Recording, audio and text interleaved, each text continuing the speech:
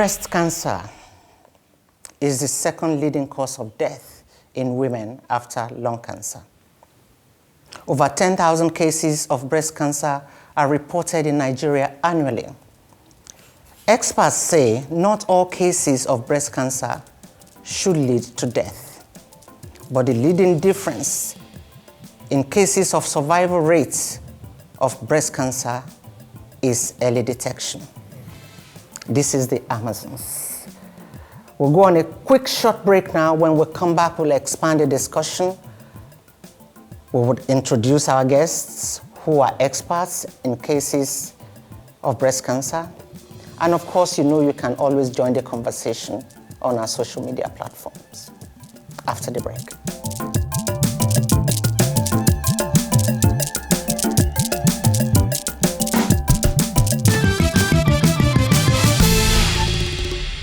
Welcome back to the Amazons. My name is Aisha Faludi, and my co-anchor, the ever vivacious, beautiful Lillian Imoni. I'm blushing. Thank you so much. The forever young looking, gorgeous, radiant Aisha Faludi. Thank you so much. Remember that you can be a part of this discussion by joining us on our social media handles. On Instagram, it's the Amazons Official NG. On Twitter, it's the Amazons NG. And on YouTube, it's the Amazons NG. Thank you very much. Yeah, Lillian, today we are talking breast cancer. Breast cancer is said to be the second leading cause of death in women. It is a serious issue. I mean, if they say that self-examination, early detection can be the difference between life and death. Sure. Why do we still, as women, still find it difficult to do that self-examination that could actually help? You know, like I said backstage, this issue cannot be overemphasized or overflogged. I mean, it's a major public health issue that is responsible for the death of 1,000 Nigerian women and, you know, over 1 million across the globe. I also think that one of the major issues here is the average communication channels, you know, that hardly filters through to rural communities where most women are affected. And in other cases, some women, you know, are negligent. They are also ignorant of what you just said, self-examination. They wait until there's a lump the size of a lemon before, you know, red alert. Everybody's screaming, running helter-skelter. But self-examination and early detection is very key.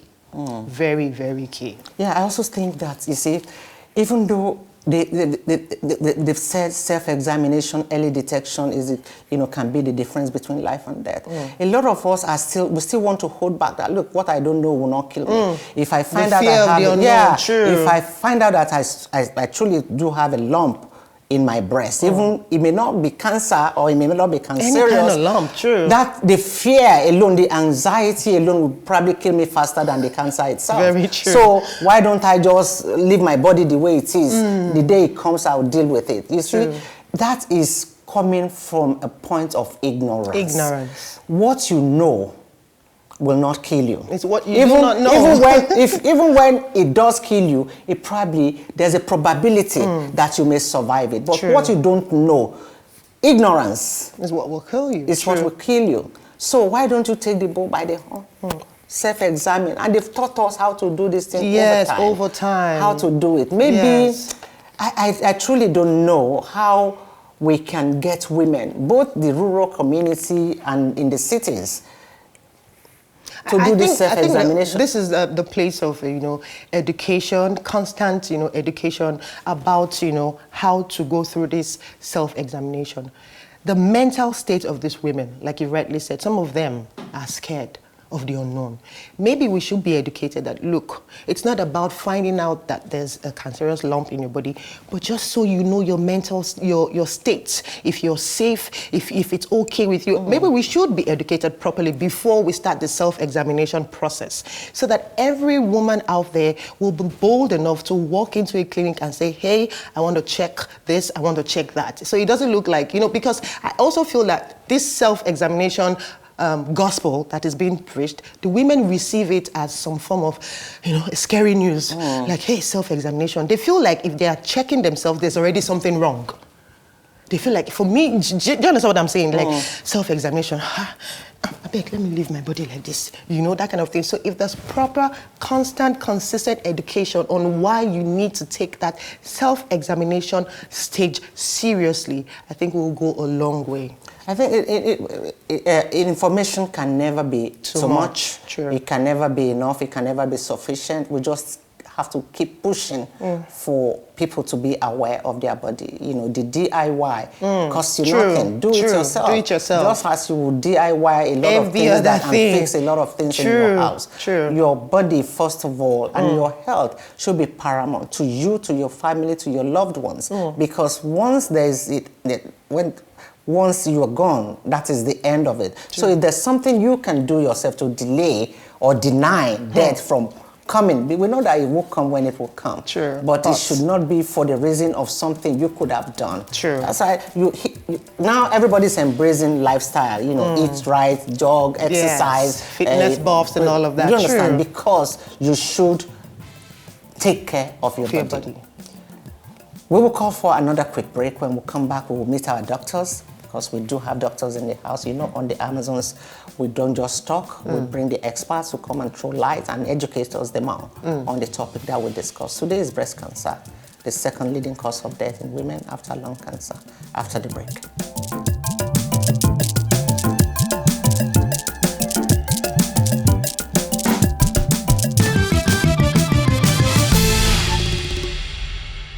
Hey, tell them. They told me you are the best around here. What can I do for you, sir? I want my own very, very simple. I don't want any shine. If I see any shine. Actually, I'd love some sequins on my skirt. And I don't like any frills. I beg, I want frills on mine. But it must not be too tight. Tight! That tight now, that is what I want. And the transition. Oh, you know what? I want a gown. Me too. I want to come to fine. You know what GMS are doing? Hey, did you capture all the information? Of course not. Actually, fantastic. I give my customers what they love because everyone has their unique style. So why should they wear the same thing? Just like MTN for me, which gives unique data and recharge offers just the way you like it. Just dial *121# and turn up great offers every day. Everywhere you go, MTN.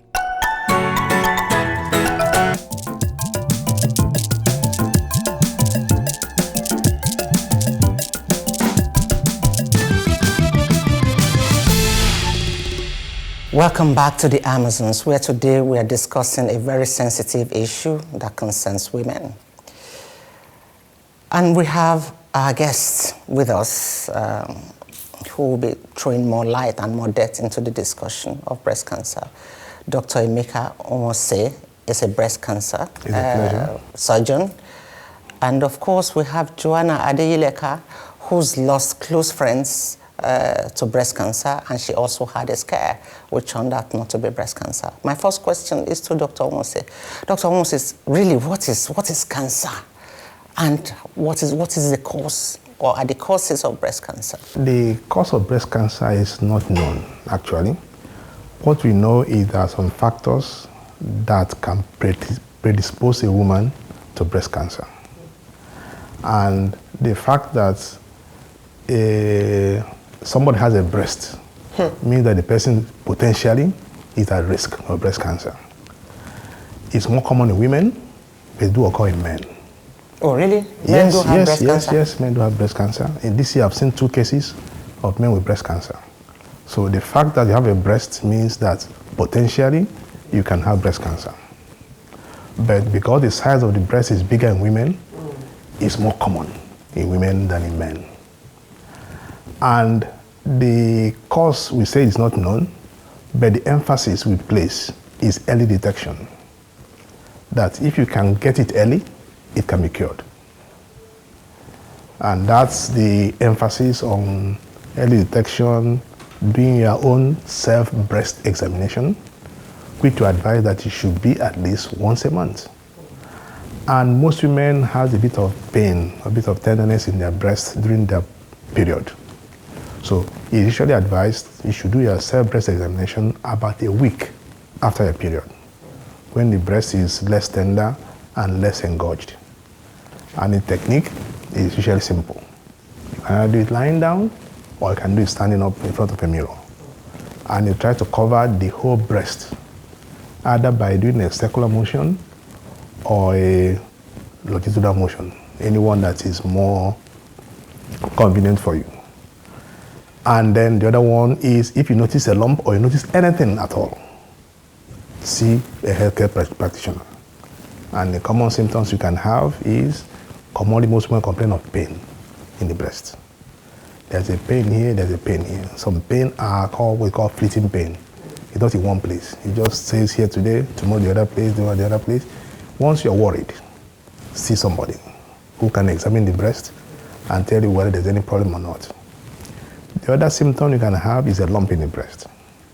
Of course, a woman knows now that once there's a lump in the breast, there's an alarm. Sure. It's like a trigger. But fortunately, most of the lumps are what they call benign. They are non-cancerous, which means more than 80% of lumps in the breast are not cancer. They are just a lump that is there. But now the onus is to know whether is it a bad one or a not so bad one. How do you differentiate between the lumps? Normally with the lumps, clinically, what you look out for is one is a lump that is mobile, what you call a breast mouse. It's going all over the place. It's likely not to be cancer, because most lumps that are cancer are fixed. Either they are fixed to the skin or they are fixed to the deeper structure. So once you have a lump that is fixed, the first thing we think is it's not so good. It might be cancer. The other thing you look out for is also a discharge from the nipple. So sometimes you press your nipple, something comes out. For most women, it could just be a benign thing. It could just be like a watery fluid. Sometimes it could be like a milky fluid. Sometimes it could have a blood stain.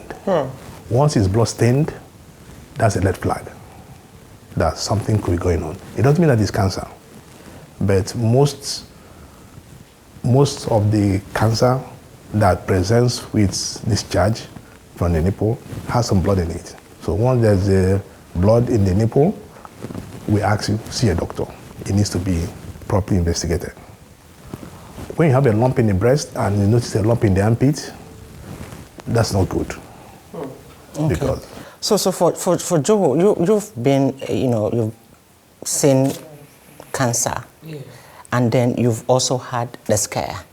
In your own case, in your own experience, how did you discover what you thought was cancer? And how did you now know that whether the lump was not, it wasn't a bad one. It could have been benign, just like Dr. Nwose said. Okay. Sorry, and most importantly, what was your first reaction? From the age of 50, overseas, I have a breast check every 3 years. And just this year, I went for my breast screening test. And I came to Nigeria, I thought, everything has been well. All these years, surely it's going to be the same. And I got a call to say there's been a difference in the picture shown 3 years ago and previous to that to the one I did this time. So they want to do some further investigation.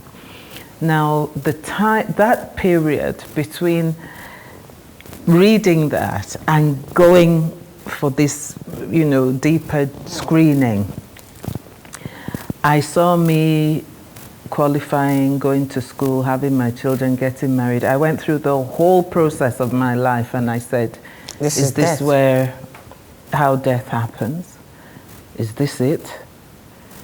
And I went there and they took all my details again, asked me some history, went through another 3D screening. And thereafter, I saw the consultant. He did the physical check on both breasts, and then I had a scan. And the unusual thing about screening that way is the doctors will be checking, they'll be, You think now they've seen the anxiety is so horrible. You'll be saying to yourself, okay, I've accepted. You see, that could have been the reason, Dr. Nwose, why a lot of women would want to run away from this self-examination, even though we know that it can be life-saving. It can also, the anxiety alone of saying there's something that shouldn't be here that is here. You know, if I don't know about it, then I probably will just go about my normal. But if I know about it, the anxiety alone becomes another health scare for the patient. That's true. What you commonly advise them is like, it's better to know. If you know, I say I don't want to treat, I don't want to do anything, that's better. But to wallow in ignorance is not the best. It's more expensive. It's more expensive, yeah. True. Definitely. So the self-examination, either lying down or standing up, it can be done while sitting. It can be done while sitting. Okay, so do you have to take all your clothes off, or even as I'm sitting now, can I self-examine? Can I do the self-check? Well, with my clothes on. It's better to have your clothes off. Better in the comfort of your room, or in the toilet, or the bedroom, or wherever you want to do it. The blouse off, the bra off, leaving the breast exposed. And then, commonly, if you are lying down, we advise, if you want to examine the left breast, to extend your hand up like this. In that way, you flatten the breast. Because some people are more endowed than others. True. So, once you lift up your hand, the breast spreads out a bit so more. you do yourself. That's what I'm trying to do. You spread it out more. Okay. Then you can, if you examine the left, use your right. Okay. If you're examining the right, use your left. Okay. So I'm examining my left now. So I can start from the nipple. Okay. Going on a circular motion. So you don't miss any spot. Okay.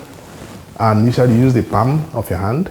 Okay. There, That's here. Yeah, the palm of your fingers. Okay. The palm of your fingers. Okay. Like this. Okay. Going round. A circular motion. Circular motion. Okay. Until you cover the whole breast. Oh, and when I you have see. finished, you examine the armpit. How do I examine my armpit? With your hand like this. Same circular motion? Circular motion to your hand. Okay. Flat like this, and then you dip with your finger. My thumb? Dip into the armpit. Okay. And then you scroll backwards like this, downwards like this. Oh, I see. So if you feel anything there, then you might not be able to know what it is, but at least you feel there's something there. And commonly what we advise is that if you do it regularly, once there's something different, you will notice. Sure. Maybe nothing, but there's something different. Okay. So for the early detection, how does that save life? What is the treatment? Okay, now it's confirmed that this is cancer here. So how do if you pick it early, so by breast examination, the other one is the screening mammography. That you have nothing on your breast. Once you are above the age of 50, some people say 40, you should start doing mammogram. Once you do a mammogram, the radiologist looks at the film. Commonly what you see is some what they call microcalcification, like small white dots. Depending on the way they are arranged, it could be good, or could be bad, or could be not so bad. Commonly they grade it from 1 to 5. 1 to 2 is usually benign, what you say benign. 4 and 5 is commonly regarded as could be cancer. 3 is you're not too sure. So once they see a 4 or a 5, they'll call the patient back.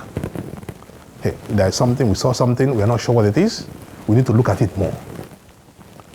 So when you come back, that's when they can do a 3D mammogram, or sometimes what you advise is to do a biopsy. But because sometimes you cannot touch the lump, there's no lump in the breast, so you can't touch anything. But there's something suspicious. So what we advise is to do a biopsy. We call it a stereotactic biopsy. That means you do the biopsy using the mammogram machine. Because since you cannot touch it, you can't just biopsy any part of the breast. So the machine will tell you the exact spot, and with a guided needle to take a sample from that spot, and then it will tell you it's bad or it's good. If it's good, I say fine, that's the end of it. If it's bad, then you have to proceed to do more tests and then decide on what the best option for managing that particular case. So at what point does the treatment for cancer start, for breast cancer, when you say you go for... what are the treatments, So now once there's a suspicion or there's a lump that you don't know what it is, the first thing is to confirm. Okay. Is it cancer or is it not cancer? That's the first step. Good. And commonly it's done by biopsy. either use a needle biopsy or an open biopsy. Commonly these days, we prefer a needle biopsy because it's easy, you can do it quickly and get the result within a week, 2 weeks, depending on the laboratory that you send it to. So you stick in a needle, get a small, maybe 2 millimeter or 3 millimeter specimen. Commonly when we're doing a biopsy with a needle, we do multiple biopsies. Because you have a lump like this, you need to take from as many sites as possible so you don't miss anything. So it comes back and says that it's cancer. Then you have to talk with the patient. What are the options? The options are surgery. It could be drugs, which is called chemotherapy. That's then what it I could was be trying to remember. radiotherapy. Radiotherapy means using heat to burn off excess tissue. Okay. With the surgery, there are options for surgery. Option could be just to remove the lump alone and leave the breast alone. Normally for early lesions or lesions that are very small, you can do what they call a wide excision. Commonly what we do is you must give at least a minimum of 2 millimeter margin or 3 millimeter margin around the suspicious area. So what it entails is that if you are well endowed, when you take 3 cm around, that means you are looking at 6 cm easily. And when you remove, the breast can still be look okay. A little bit perky. Look okay. So if it's a small breast, by the time you take 6 cm, you can as well take out the whole breast. That's why I take out the whole breast. And also, for you to do the wide excision, you must have an effective radiotherapy, which is something that we are lacking in this environment. At the moment in Lagos, there's only one functioning radiotherapy. The other one has been more or less going up and down. So what it means is like to get a radiotherapy, you might have to book 2 or 3 months in advance. So how can I ask you to go and join the queue? Especially when it's not detected early. Exactly. So even when it's detected early, 3 months is a long time to waste. Exactly. So that's basically one of the challenges that we have. So for the other option is to remove the breast, which called a mastectomy. The whole breast, which is another option. The only thing is that most women are reluctant to take out the breast. Of course. Unless, so it requires a lot of discussion, convincing. So what informs, this taking out the whole of the breast? And this brings me to my final question to you, Dr. Nwose. I understand that there are stages of this breast cancer. What are the stages and their significance? So we have what they call, normally they have stage 1, 2, 3, 4. 1 by its name means early. Stage 4 means advanced. And what makes the staging is 1, the size of the lump in the breast. Any lump that is more than 4 cm, it requires as big. In this environment, most lumps are bigger than 4 cm. Wow. Once that lump is attached to the skin, it's taken as advanced, no matter the size. If the lymph node in the armpit is enlarged, it's taken as it's called advanced. If you are spread, of course, you have gone elsewhere, it's taken as advanced. So most of the one we see is a bit on the big side with the lymph node affected. We call it advanced disease. So those that are more than 4 cm, we normally don't go straight to do surgery for them. We give them chemotherapy first to downsize the lesion, and also take care of the spread. Then after that, then we can do surgery now. Then after the surgery, also go ahead and do more chemotherapy for them. Thank you very much. No, sis, just one final question. For the advanced one, after you've done all this, there's still a chance of survival? Yes. We talk about 5-year survival rate. Because basically you cannot say you are cured. So after you finish all the treatment, I have finished all the chemotherapy, we have to be doing checkups. If after 2 years there's no reoccurrence of symptom, we are after the surgery and the chemotherapy, you normally put them on hormonal therapy, depending on their reception status. Commonly, tamoxifen is the most commonly used, or aromatase inhibitors. So we give them for 2 years. And normally in that 2 years, we advise them that they should not get pregnant, because pregnancy is like a fertilizer for the tumor to grow. So you please avoid pregnancy for 2 years. Then after 2 years, then you start seeing them probably every 6 months until after 5 years. If after 5 years there are no reoccurrence of symptoms, you can tell them, fine, you are okay. Can I just ask one question, yes, please? Is it a myth or is it a fact that women who breastfed their children are less likely to have cancer? It has not been proven, because like the factors associated with breast cancer, there are plenty of factors, and commonly it's done by statistics. A doctor pulls out his list of patients and says, I find out that those who have this are more at risk than this, but there's no scientific explanation why it should be done. There are many theories about it. But and also a lot of women who have had a mother, an auntie, a sister who has had breast cancer, does it mean that they are at higher risk? Yes, they are. That is scientifically proven because it can be transmitted genetically. And that's why we are doing this BRCA1, BRCA2 gene. There's a gene that has been noticed or has been demonstrated to code for breast cancer. And that's what is thought to be that family transmission. So if your mother had breast cancer, what they commonly do advise is to do the gene. If you have that gene, BRCA2 gene, then you are 4 times the risk of breast cancer than normal population. Thank you so much, Doctor, for joining us. That's been the program for today, and I'd like to thank our guest, Dr. Emeka Nwose. Thank you so much for coming. Thank you so Johanna much. Adeyileka, always a pleasure to have you on the set of Amazons. Yes, Until we'll see you again next time, Lillian, it's time to say goodbye. It's time to say goodbye, and remember, the best way to beat breast cancer is through early detection. Bye for now. Thank you so much for watching. We'll see you again next time. Bye-bye.